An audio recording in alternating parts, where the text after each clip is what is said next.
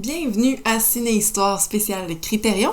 On est aujourd'hui à notre émission numéro 33 sur, en fait, Nanook of the North, qui est notre premier documentaire j'imagine, plusieurs dans la collection. Et tout un. Ben oui, c'est ça, et on va pouvoir plonger un petit peu plus là-dedans, là, parce que Nanook, c'est un film dont on n'a jamais entendu parler avant de le regarder, puis en même temps, mais c'est que ça se passe tout près de chez nous, donc on va pouvoir observer un petit peu plus ça, puis il y a eu beaucoup de controverses aussi autour de ce film-là. Oui. Donc j'ai bien hâte de plonger. Je suis toujours en compagnie de mon host, mon co-host, vous l'entendez là, s'exprimer derrière. Donc Alex, comment ça va? Ben, ça va super bien. C'est ça, on avance bon train dans la dizaine, puis c'est ça, ça fait changement aussi de voir un documentaire. On l'a mentionné, tu l'as mentionné, c'est notre premier. Il y en a quand même quelques-uns là, dans la collection, là, vite comme ça, il y a Shoah, évidemment. Les Olympiques aussi. Ouais, il y a les Olympiques. Mais il y a...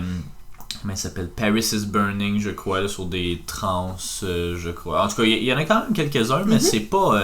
il y a Bowling for Columbine aussi, oui. Mais c'est ça, c'est pas un genre qui est si représenté que ça. Le plus récent, ben, il est pas encore intronisé, disons, numéroté dans la collection, mais c'est American Factory de Netflix. Ouais, le film de Barack. Oui, Michel. tout à fait. Qui va faire son apparition éventuellement, là, je sais pas trop quoi. Mais bon, vous pouvez déjà le voir sur Netflix, évidemment. Mais non, ça fait changement. Puis c'est aussi notre plus vieux film. Oui, tout à fait. Oui, 1922, celui-là. Donc, l'autre, avant ça, c'était M31, ouais. 32. 31, ouais. 31.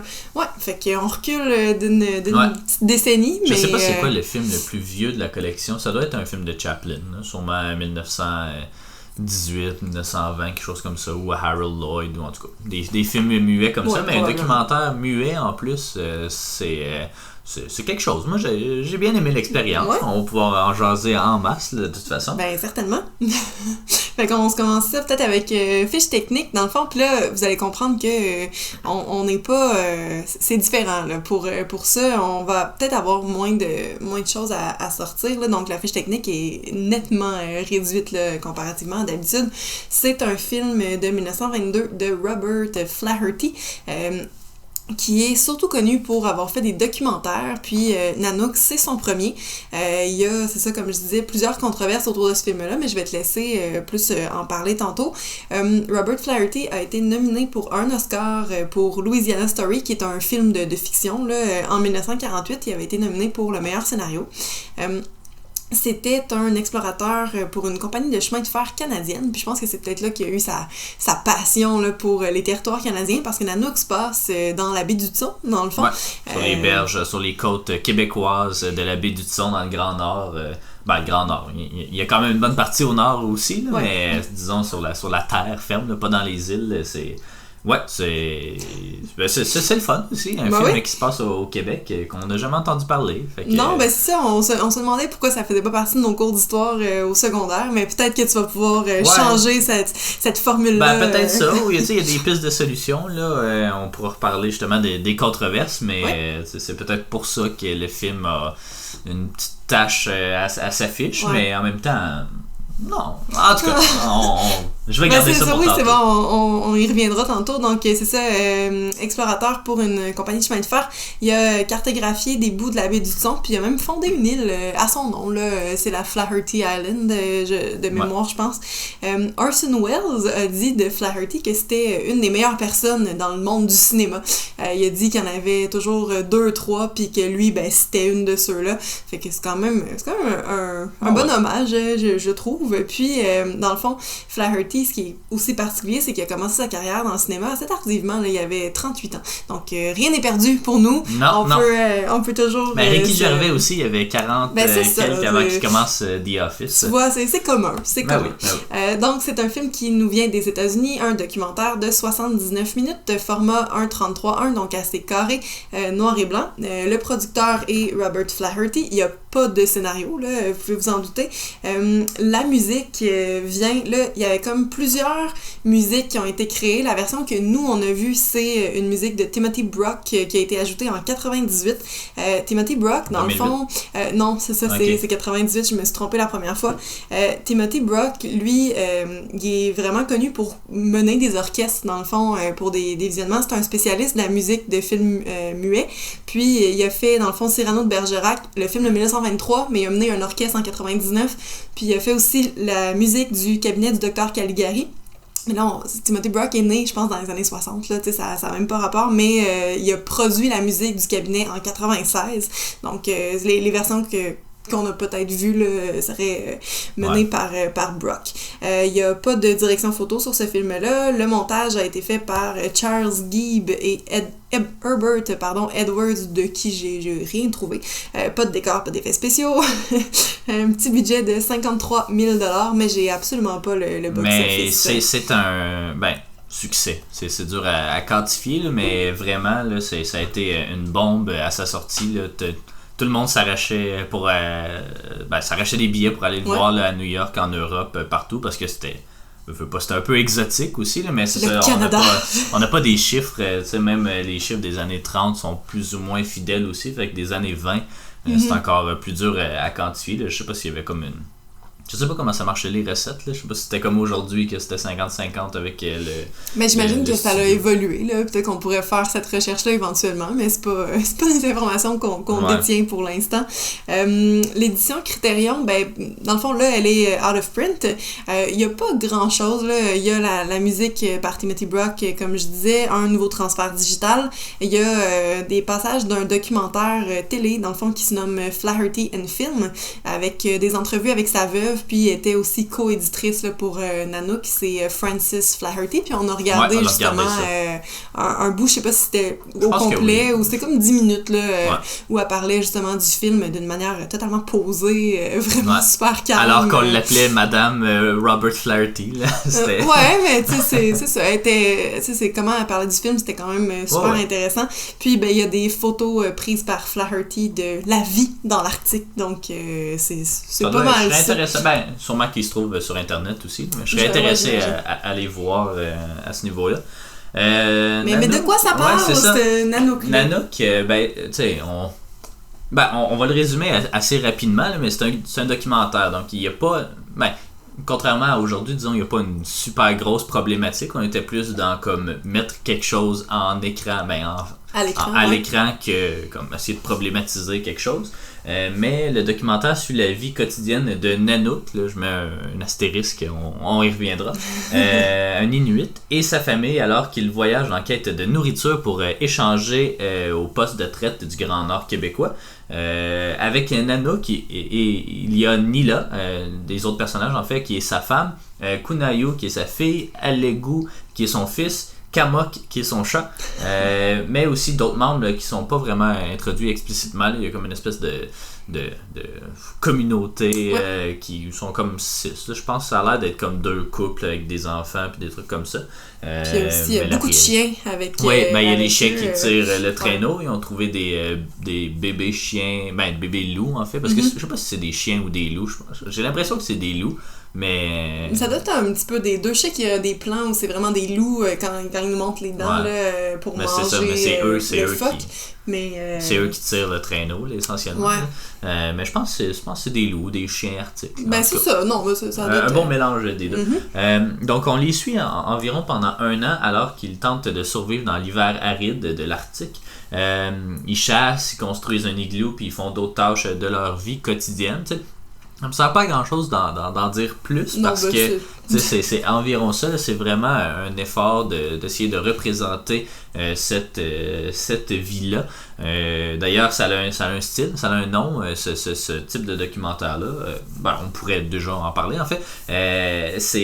Ça s'appelle en anglais, c'est du salvage ethnography, là, qui est comme une traduction libre, récupération ethnographique. En fait, ça consiste en la capture en images des pratiques et du folklore de cultures menacées d'extinction. On pourrait mettre là-dedans, mettons, Honeyland, qu'on a vu il n'y a pas si longtemps, là, avec la culture d'abeilles en Macédoine.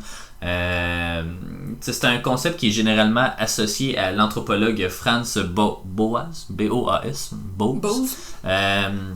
Comme les speakers. Puis, Je voulais pas le dire. c'est ça, c'est un concept c'est ça, anthropologique, même sociologique, que le cinéma a été au final un bon médium pour transmettre cette connaissance-là. Oui, il y a des livres, il y a des trucs comme ça, mais la photographie puis le cinéma naissant à l'époque, je crois que c'était un très bon médium. On pourrait parler justement de l'histoire un peu derrière le film. Tu as mentionné que Flaherty, c'était un explorateur. Mais c'est ça, c'est qu'il est engagé par le Canadien Pacifique, donc la compagnie de train, l'une des deux compagnies de train canadiennes, pour justement aller faire de l'exploration. Il était engagé par William Mackenzie, d'ailleurs, qui était le président de cette compagnie de train-là. Puis il est allé faire de nombreuses expéditions, je pense au moins 3 ou 4, dans le Grand Nord canadien. Là, il y avait du Nunavut. Ça n'existait pas le Nunavut à l'époque, là, mais c'est ça. Il y avait le Québec, il y en avait un peu au territoire du Nord-Ouest aussi. Mais c'est ça, après sa troisième expédition, c'est là qu'il va décider d'amener une caméra, puis même William Mackenzie était d'accord là aussi, il trouvait ça important qu'on représente ça. Puis il va tourner pendant 2 ans, parce que là les expéditions c'est pas mal entre 1910 puis 1916 je crois. Donc c'est ça, il va amener sa caméra, il va tourner à peu près...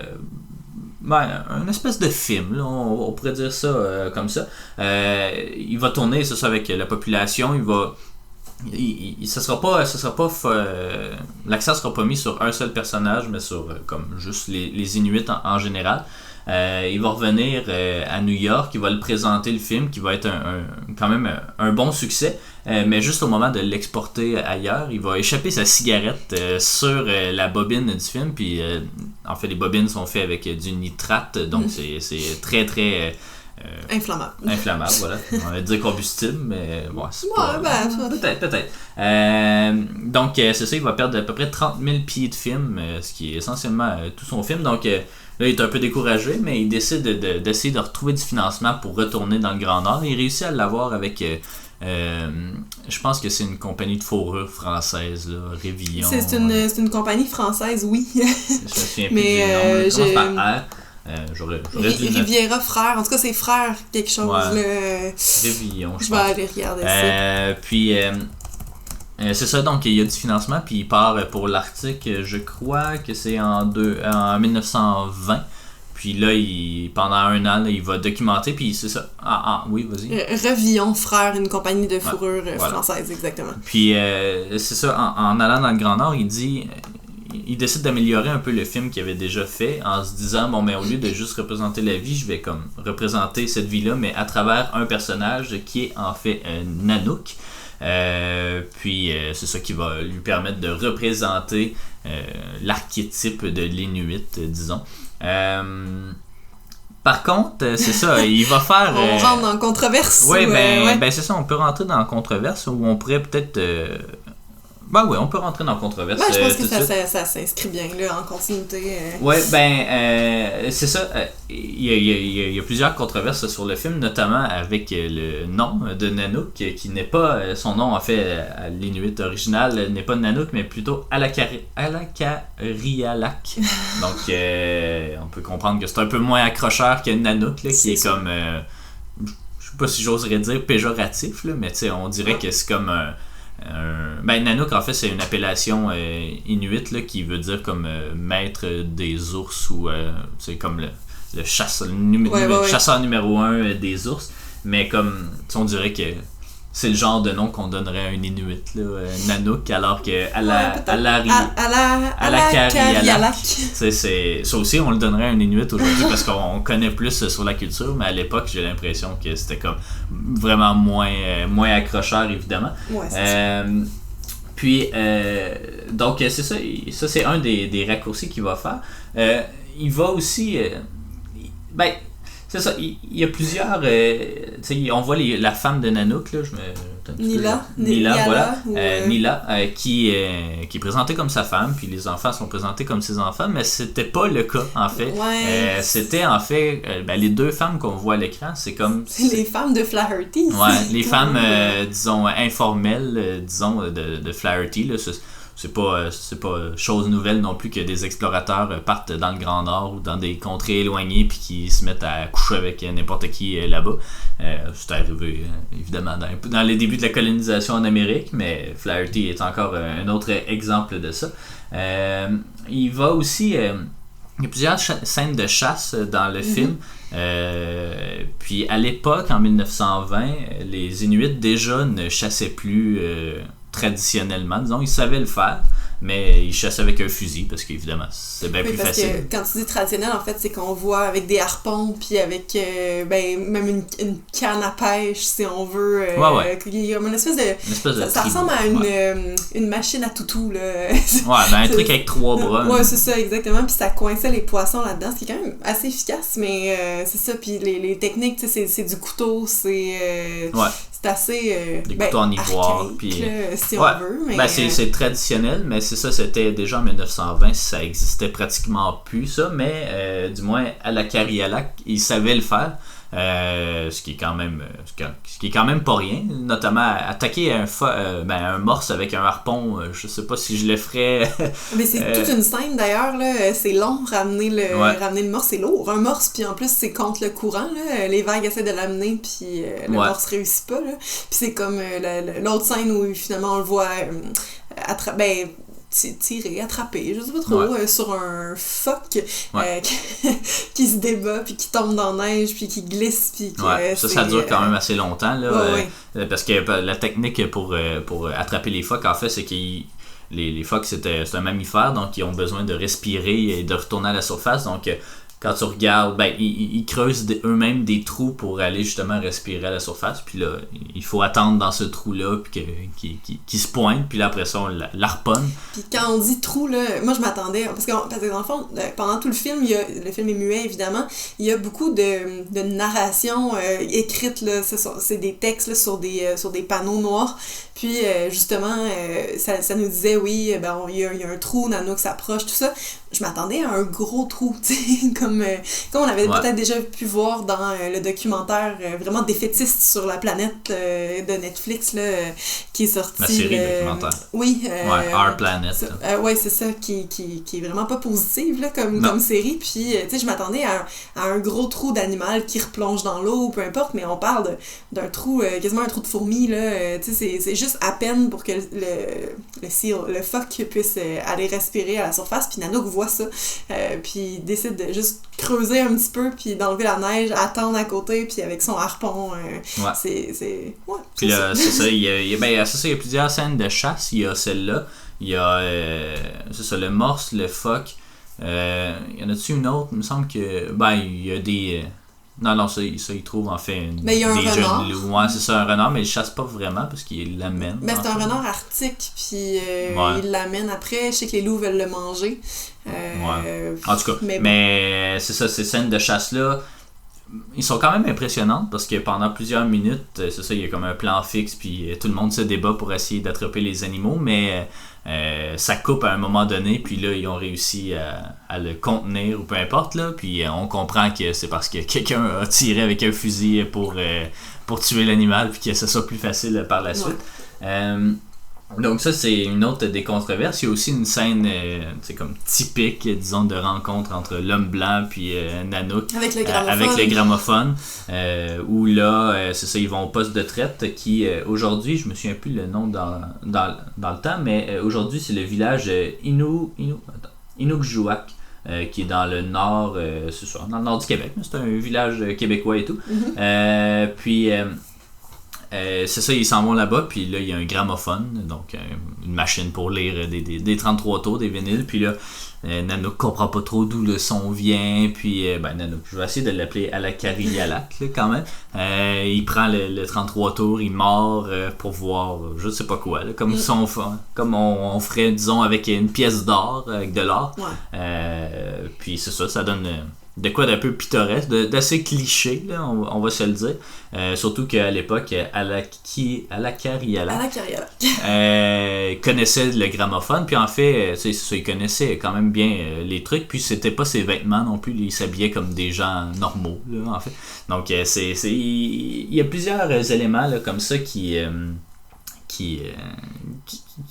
aujourd'hui, disons, sont un peu mal vues. Là. C'est comme... c'est un peu comme stéréotyper ces personnes-là, mais en même temps, c'était comme pas mal à la limite entre la fin d'un mode de vie puis le début d'un nouveau. Là. Oui, il y a des interactions entre les Inuits puis les hommes blancs depuis, je sais pas moi, 16e siècle, 17e siècle. Là. Mais tu sais, là, avec les canaux, des trucs comme ça, ça devenait déjà, en 1920, je sais pas s'il y avait un aéroport ou un avion, je sais pas comment on se rendait dans le Grand Nord nécessairement, mais tu sais, c'est ça, c'était pas mal à la limite, là, un peu comme Honeyland, là, le monde, ils ont des pick-up, mais comme, ils continuent à faire du miel, puis ils continuent à... En tout cas, je sais pas ce que t'as pensé du film, toi, parce que moi, ben c'est sûr qu'en sachant rien sur le film, je l'ai trouvé assez impressionnant, assez intéressant aussi. Il y a plusieurs belles scènes marquantes. Il y a celle de l'igloo aussi qui a été stagée elle aussi, parce que, pas la scène extérieure, mais la scène intérieure en fait, parce que la caméra était beaucoup trop grosse pour être à l'intérieur d'un igloo. Donc c'est un autre igloo qu'ils ont construit ailleurs, là, je pense, puis qui était beaucoup plus gros avec un troisième mur, mais en tout cas, c'est quelque chose de plus substantiel. C'est pas le petit igloo qu'ils construisent en 1 heure là-dedans. Mais je trouve que le film, il y a quand même une certaine qualité, une certaine... je sais pas. Même si tout est stagé, il y a quand même une certaine valeur, je trouve, qu'on n'apprécie pas encore aujourd'hui. Là, je sais pas pour... Ce que t'en as pensé. En fait, c'est ça, c'est que le film, quand on l'a terminé, j'ai vraiment aimé ça, j'étais vraiment dedans, puis c'était beau, c'était le fun. La fin est un peu laissée à interprétation, puis ça coupe raide, là, mais tu sais, on a passé un bon moment, puis c'était le fun, là. En faisant les recherches, il me semble que ça perd un peu de son gloss là, qu'il y avait dessus. Fait que peut-être que ça l'a un petit peu influencé à la baisse la note que j'avais mis au départ, pas beaucoup, mais un peu. Tu sais, c'est ça, j'ai l'impression que tout ce qu'on aimait, finalement, est pas tant valable, puis c'est... je suis comme mitigée, là, par rapport à ce que j'en pense là. Ben, tu sais, moi, je lisais Roger Ebert, justement, sur le film, puis il disait... oui, c'est sûr que c'est stagé, puis peu importe, mais comme ça, j'aime bien comment il écrit aussi, mais il disait mais n'empêche qu'ils ont quand même vraiment fait une chasse avec un morse, puis le morse, il a pas lu le script avant, là. Fait que, puis il est comme, c'est une morse. Ouais, c'est sa partenaire à ce morse-là qui s'est fait attraper, là, qui essayait de... Ouais, c'est ça, puis lui, il essaie de revenir aussi, donc il y a comme un conflit avec 2 morses au final, dans semi leur élément, parce que sur Terre, les morses sont pas très efficaces, mais dans l'eau, ils sont un peu plus. Mais c'est ça, n'empêche que oui, c'est stagé, mais comme ils l'ont construit pareil, l'igloo. Qu'on leur demande de le construire ou qu'ils le construisent pour survivre, au final, ils le construisent pareil. Ouais. Puis, c'est ça, qui chasse le phoque. Oui, ok, c'est beau, là, ils l'ont tué, le phoque, avec un fusil derrière la caméra. Je sais pas trop comment le dire, mais il n'empêche que pendant, il y a comme un long plan fixe de comme 3-4 minutes où là, le phoque tire sur la corde, puis là, il fait juste comme essayer de le retenir le temps que les autres le rejoignent, puis ils sont quand même pas à 1 kilomètre, mais ils sont quand même à une bonne distance de là. Fait qu'il y a un bon 3-4 minutes où il doit se débattre avec. Donc, oui, c'est stagé, mais en même temps, je trouve que, c'est ça, c'est de la docu-fiction, en fait, du docudrame, comme on appelle, là. Donc c'est ça, c'est une époque aussi, 1920, il y en avait des documentaires, mais c'était surtout des newsreels, là, soit des images d'archives ou comme des nouvelles, là, essentiellement. Donc ça, c'était comme plus objectif, si je peux dire, là, plus journalistique. Il y avait aussi des vidéos justement sur présenter des personnages ou des trucs comme ça, mais c'est le premier, l'un des premiers, parce qu'on, dans ce temps-là, c'est un peu nébuleux, on sait pas trop qu'est-ce qui est venu avant, là, mais ça serait possiblement l'un des premiers documentaires. C'est l'un des premiers documentaires, possiblement le premier documentaire long métrage. Donc des courts métrages, ça y en avait déjà, mais des longs métrages, mais même au cinéma, tout simplement, des longs métrages, ça faisait pas si longtemps que ça existait. C'est peut-être pas un des premiers, mais en tout cas dans les années 1913, 14, 15, c'est peut-être là que le long métrage est arrivé, parce que c'est une question de bobine, puis une question de film et tout, puis ça coûte cher à produire, fait que des trucs comme Georges Méliès. Je sais même pas s'il a fait un long métrage parce que lui c'était plus des 14-15 minutes, des bouts comme ça.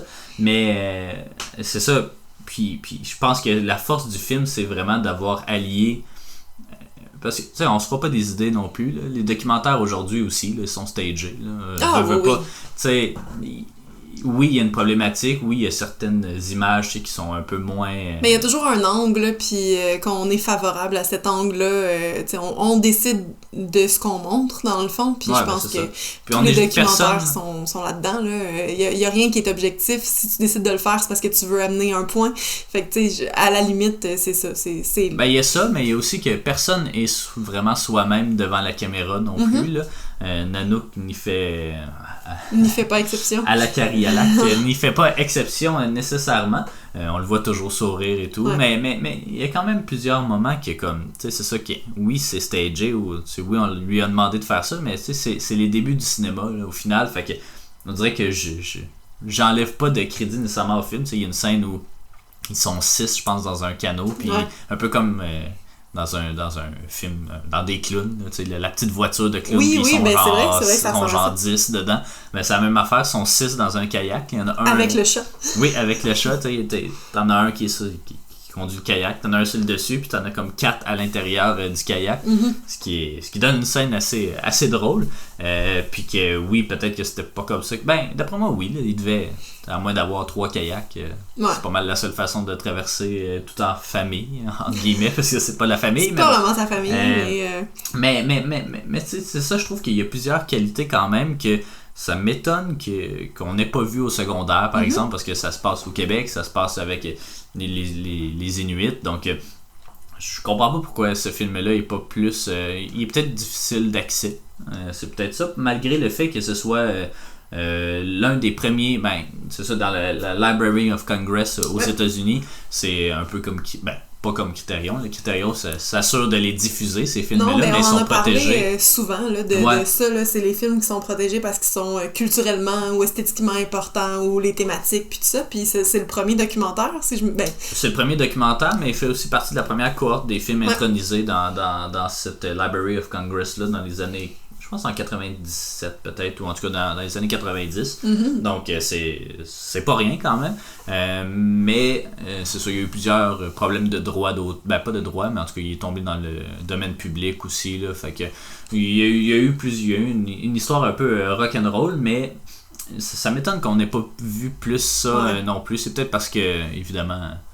les écriteaux sont en anglais, fait qu'on peut pas les lire nécessairement, parce que ça a l'air quand même assez populaire là, aux États-Unis ou possiblement au Canada anglais, en tout cas dans le milieu anglophone.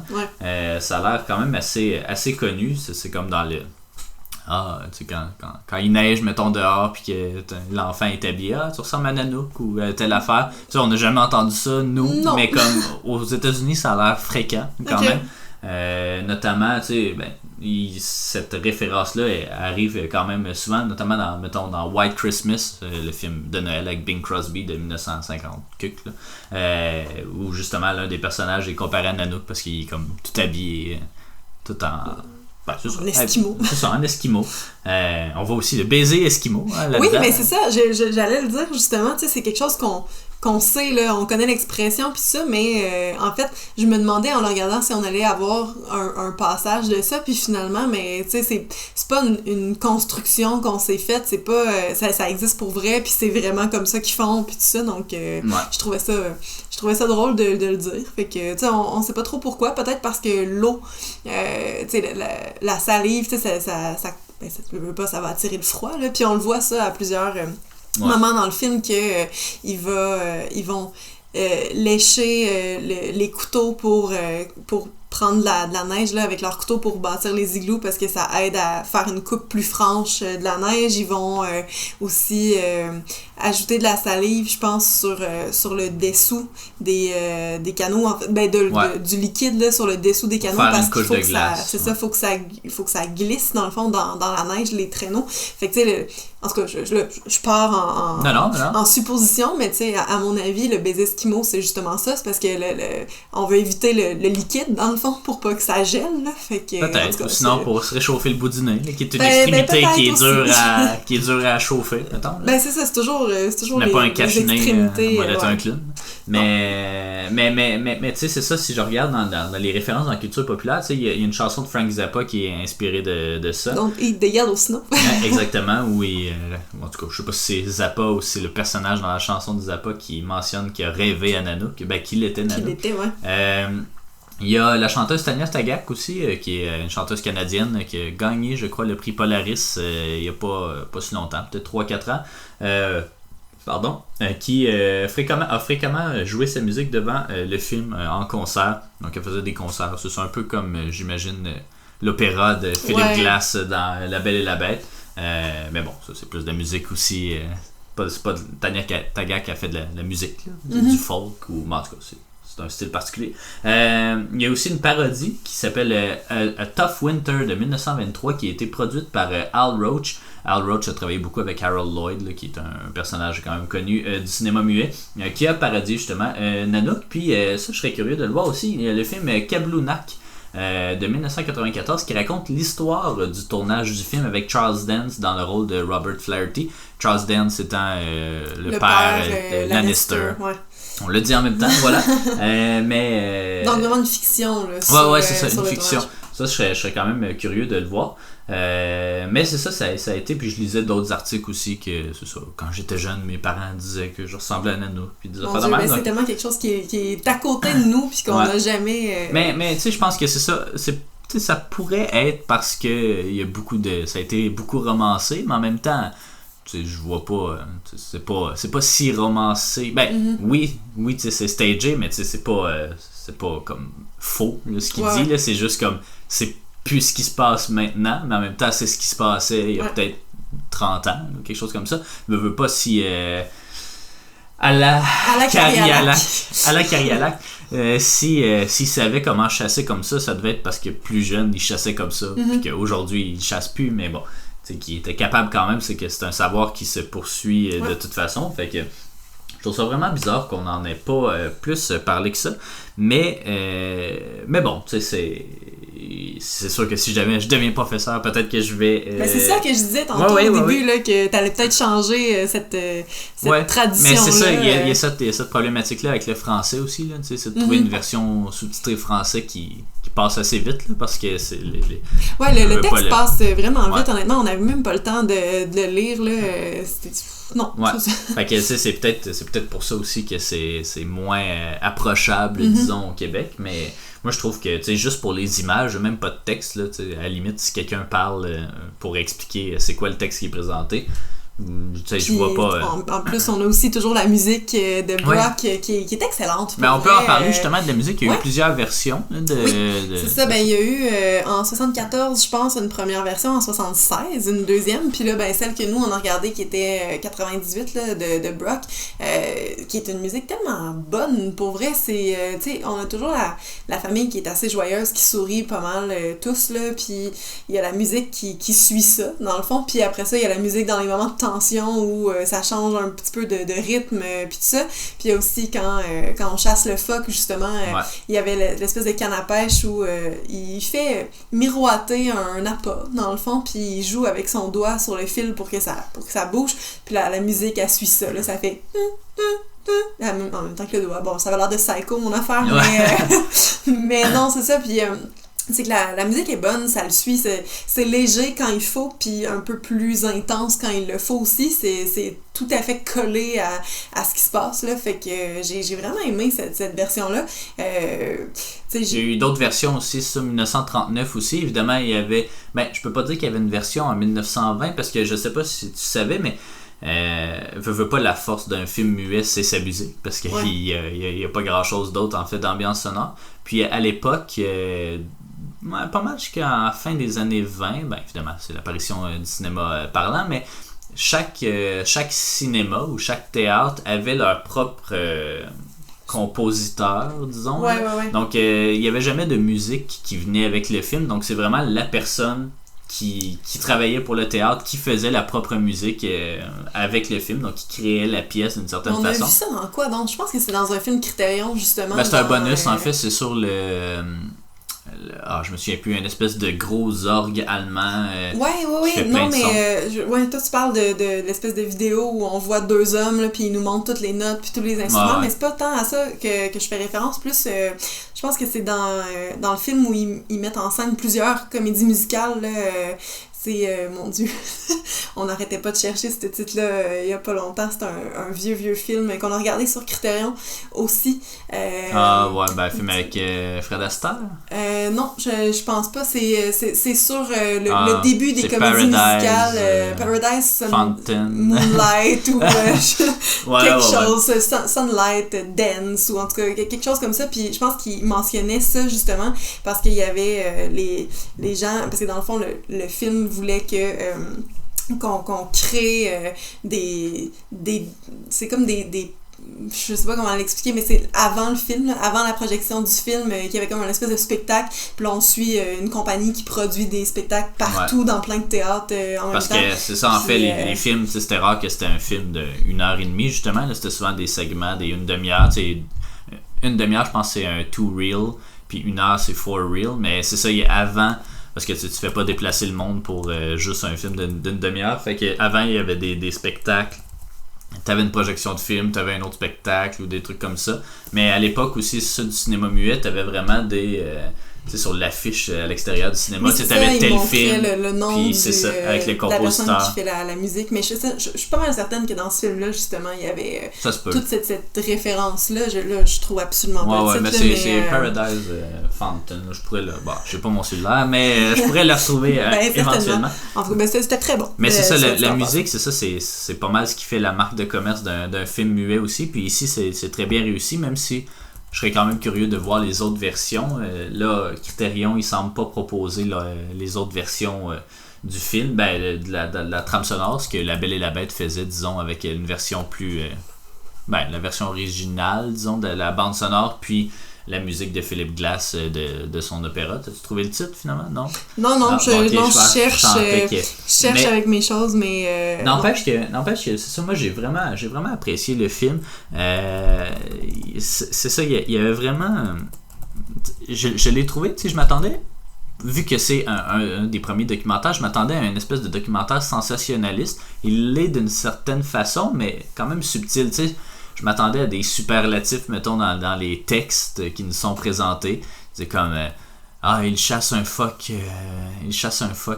avec un harpon. Ça n'a pas de bon sens. Je sais pas comment le dire, mais je m'attendais à une espèce d'affaire comme cheesy, puis ultra romancé. Puis c'est pas ça qu'on a. Les textes sont vraiment... Il n'y en a pas tant que ça des textes, mais ils sont assez informatifs. Ouais. Ça se dit, informatif. Non. Il donne de la bonne information. L'information qui est... Tu sais que nous, vu qu'on l'a étudié quand même au secondaire, moi un peu plus à l'université, mais vu qu'on a étudié l'histoire amérindienne, c'est des trucs qui sont des acquis aujourd'hui, mais qui en 1922 étaient clairement pas des acquis. Puis je crois que ce film-là a permis de rendre accessible cette culture-là amérindienne du nord du nord du Canada, qui était difficilement accessible à l'époque. Donc moi j'ai trouvé ça vraiment prenant aussi. Il y a quand même une certaine tension. Bon, il y a une scène avec une tempête de neige aussi, puis à l'époque des années 20, avec les grosses caméras aussi, on sort pas des studios là. Tout est en carton, puis on sort pas des studios, alors qu'aujourd'hui c'est quand même assez commune mesure, mais tu peux pas faker les décors là, qui sont là-dedans, l'espèce de l'océan avec les vagues, puis la glace qui est dessus.